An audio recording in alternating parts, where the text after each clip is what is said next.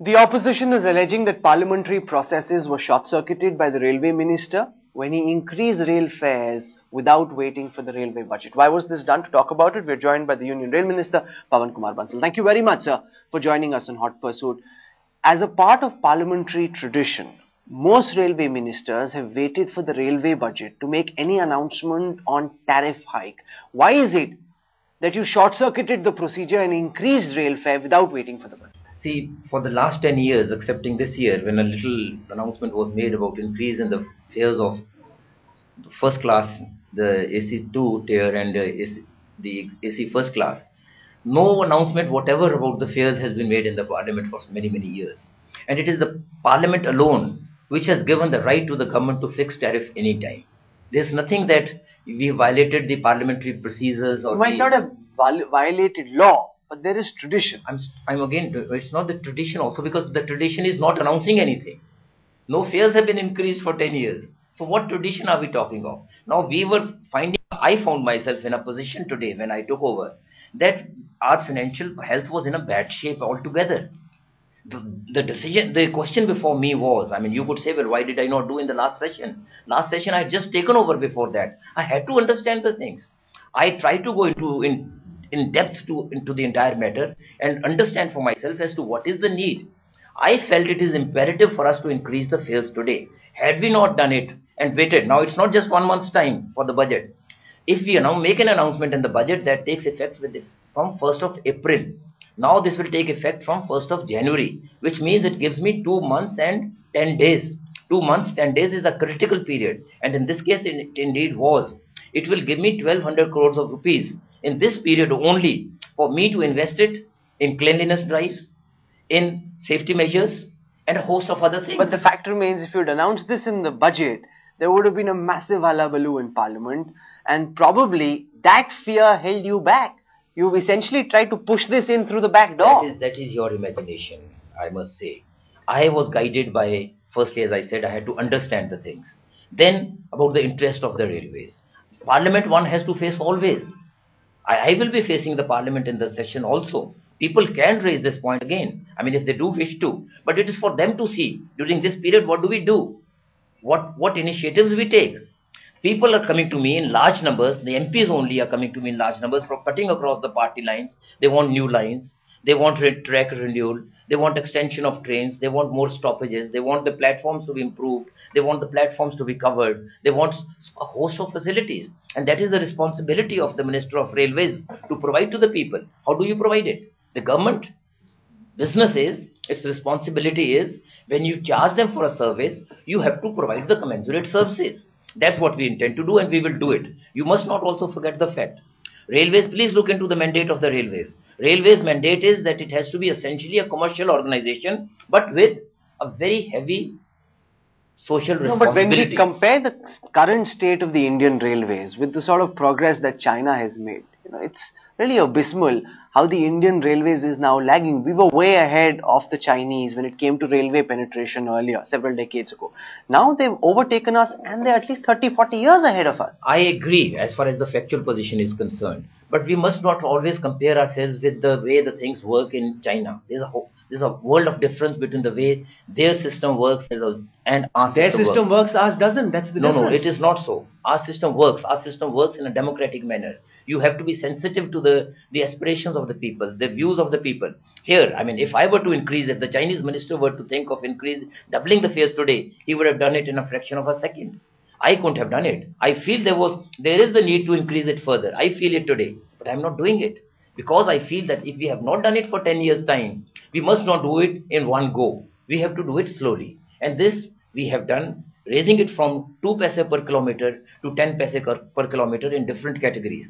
And you please still compare the fares after increase with the fares prevalent in case of buses all over the country. You will see the difference for yourself. No, because I want to come back to the Chinese question. The fact is, in China, you got trains running at about 300 kilometers per hour, almost flying along the ground. Whereas in India, our trains struggle to hit even 80 kilometers. You're right. See, but then again, the difference is, if in India, which we'll have to go, there's no way other than inviting private investment into this. So who's stopping you? You're rushing to conclusions. I'm telling you, the people, when you're talking of the parliament also, again, I shouldn't be interpreted, I mean, whatever I'm saying differently. But look at our people, what would they do when we talk of investment? And now today, I mean, there's a beautiful one cartoon today that they left, and the BJP are traveling on the iCard of another party. I mean, that is what happens here. You look at the position in China. As I said again, they have to take a decision. We have taken a decision that we have identified 7 corridors for fast trains. And the government does believe that our approach has to be for a new generation. It has to be aspirational. Our objectives have to be but aspirational. we've been hearing this in speech after after speech. Please don't. Every year, let me complete ministers that. say the same Yes, thing and they do have, nothing. They've said the same thing, but then we have not been able to attract that. For the reason as such, you know why investment is not coming to India? Because the government's failure to attract investment. The obstructionist attitude of the BJP and the other parties. It's the government's job to deal with that. Well, we have been trying to deal to whatever Unsuccessfully. extent. Well, I'm sorry? Unsuccessfully. Well, if somebody is determined not to let anything happen in the parliament, what do you do? Well, statecraft involves trying to find solutions. Do you bulldoze the parliament in that way?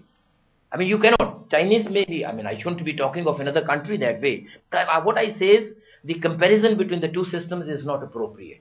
We have to go by our system. And in our system, we have our plans. That plan is, and we are moving forward. I'm sure you are aware of the progress that we made in the case of dedicated freight corridors. That will entail an expenditure of 95,000 crores of rupees over a period of 5 years. You said you felt that there is need for another hike in the prices of railway tickets. So are you suggesting that come the budget, you as minister will be proposing further increase in rail tariff? No, I don't propose any such. I mean, I have taken that into account. If there's a need, why won't you do it? I have taken that into account. Well, I think that we shouldn't be increasing it after 2.5 months only. No, but if there's a need to do it, why wouldn't we do it? I mean, we'll have to bear that shock for the time being. We'll have to. I'm saying that. I mean, you are right. There could be a need. And what could the need be like?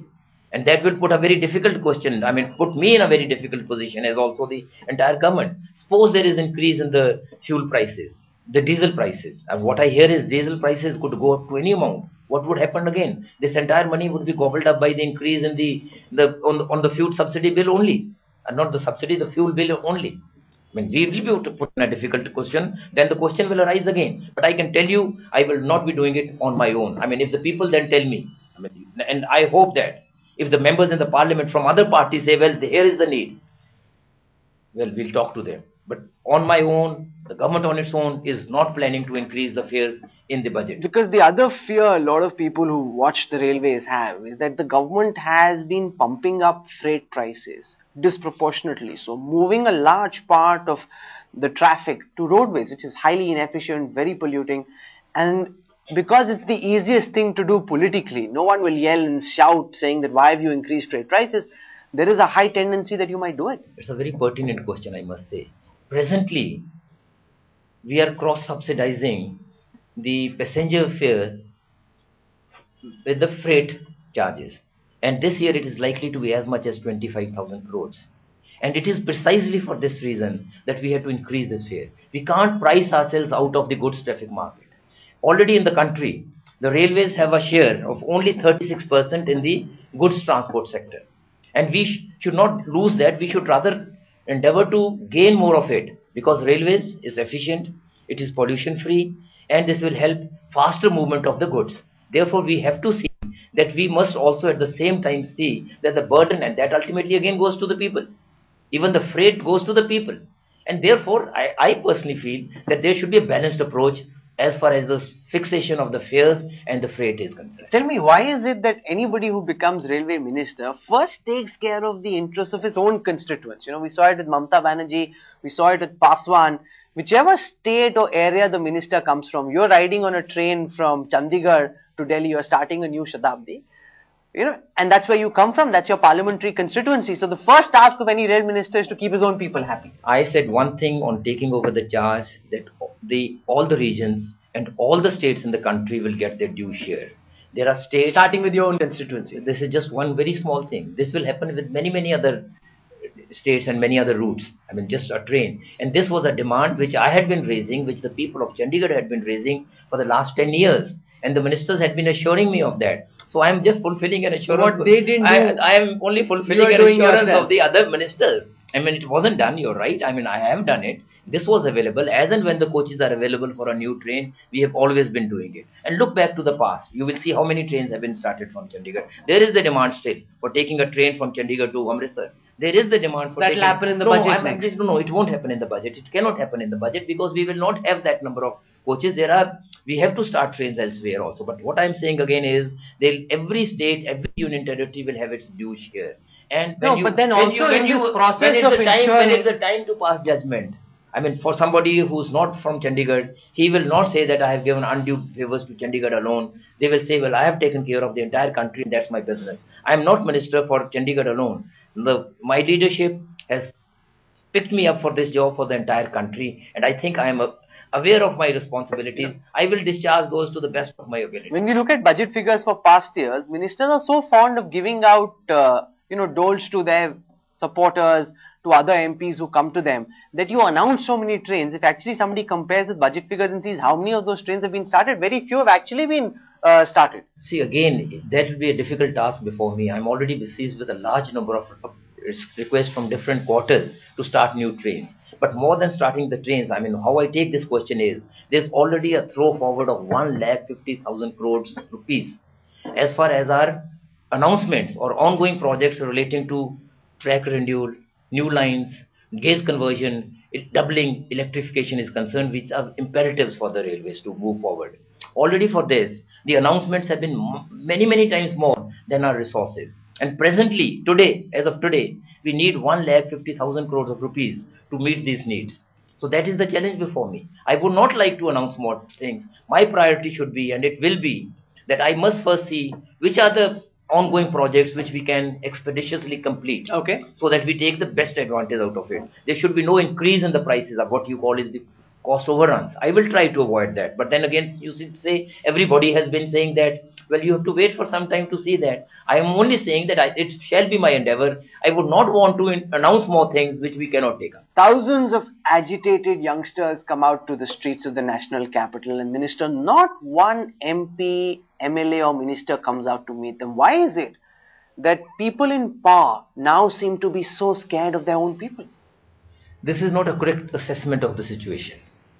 The responsibility of the people in power is to be sensitive towards the needs of the people, the aspirations of the people, and also sensitize themselves about what they say, about how do we deal with the situation that arises, what is their demand, what is the situation that calls for action. And I think on no occasion has the present government been wanting in that. It's not necessary that when people converge on a street somewhere that some minister must go there immediately. Why not? No, let me complete it. Large number of people gathered when Anna Hazare called for them. Was it our responsibility to go and address them or be present in the congregation there? No, I say. Now, but at the same time, whenever something happens anywhere, we must not take it lightly. Anything happening anywhere, and in this particular case, when you mentioned the latest one, is a matter which must wake up all of us, whether the governments or any political party or the society as such, out of slumber. No, I'm sorry, I disagree. For example, see what happened after the killings in the United States. Obama flew down, met the family, the relatives. He made a speech. He even broke down. When people saw that, they felt that, okay, here's a leader who's connected, who cares. When something similar happens in India, nobody steps out of 10 Janpath, out of 7 Racecourse Road, out of their big offices in South Block, North Block. They don't care what's happening. It's not a fair assessment of the things, again, I say. You can't compare the situations in different countries, in different lands. Both are democracies. Democracies they are. Certain leaders. Democracy they are. I mean, excuse my saying that. At times, our functioning of the system here gives a view that it is not democracy, it is mobocracy that prevails in the country. It's a strong statement by me. I mean, I won't like so are you saying no, I'm not. The protesters coming out. No, I'm not saying. I'm again saying one thing. I'm saying one thing which I mean, that it is the legitimate right of everybody to protest, to demand things from the government. But it is not their right to break down or break and ransack the public property. And it is the legitimate right of ministers not to come out and meet their own people. You're laying too much emphasis on that only. But what I'm saying is, I remember a case here in Delhi, 2 years back or 3 years back. There was shortage of water in one day in one part of the Delhi city, as such in the entire Union Territory. And the people came out on the streets and smashed the windows panes of the private cars.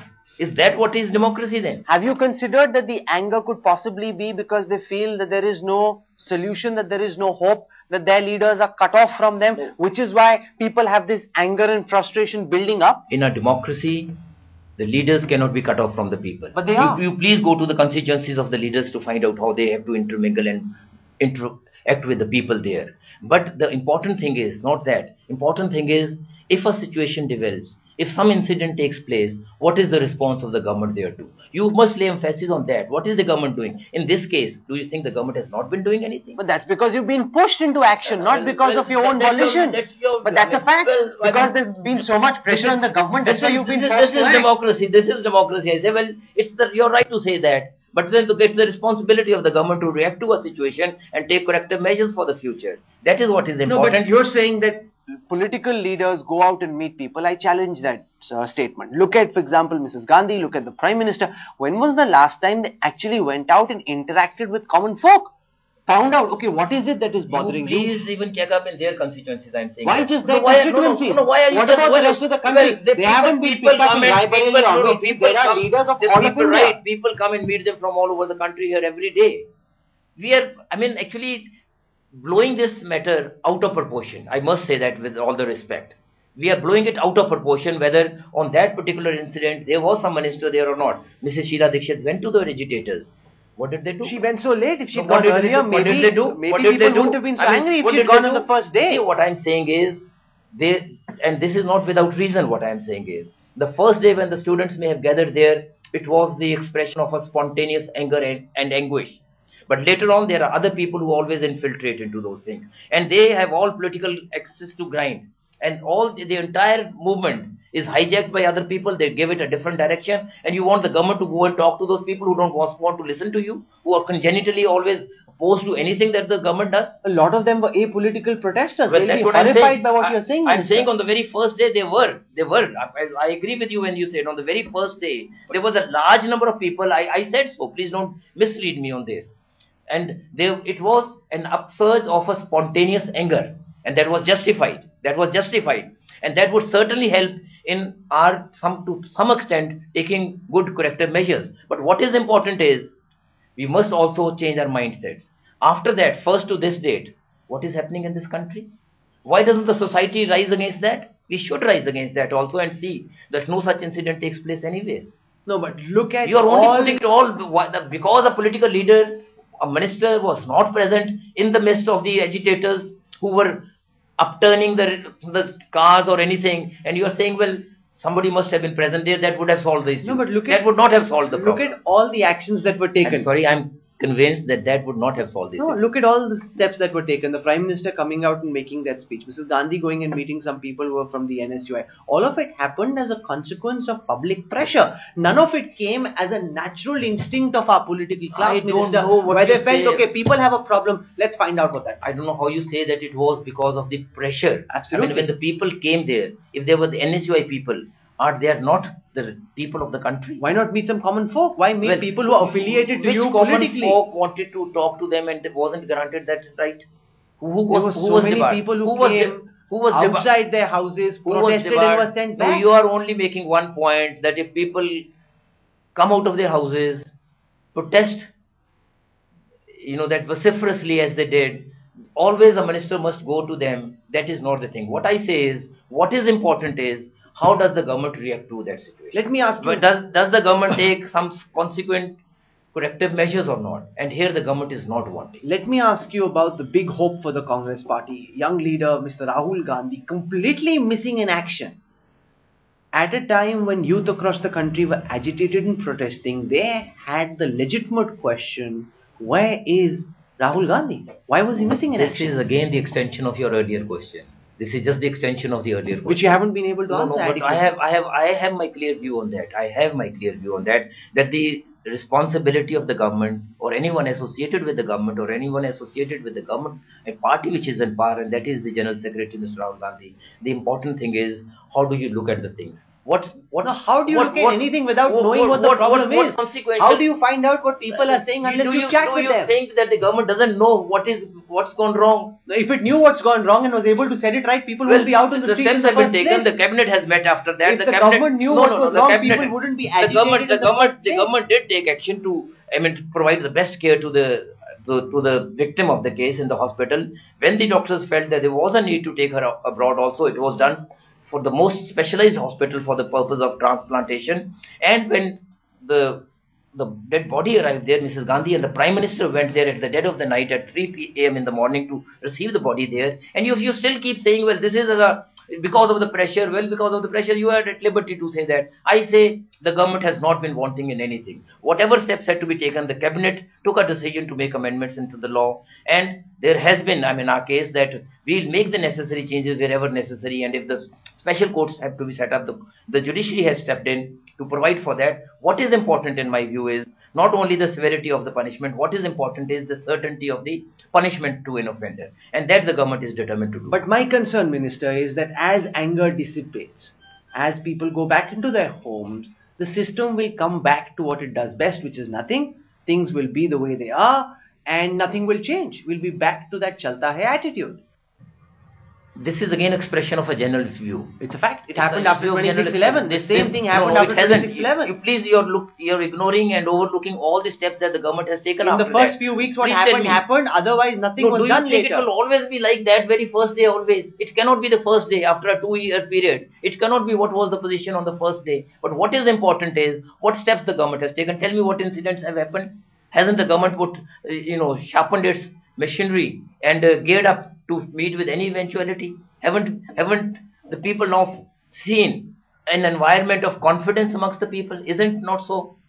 If you were to just say, well, if the situation that prevailed on 26/11, the same situation doesn't prevail today. The same urgency doesn't prevail. No, it cannot prevail the same way after 3 years, because in the meanwhile, in the interregnum, you have taken steps to rectify the situation, to put in place mechanism where you can check such things in future.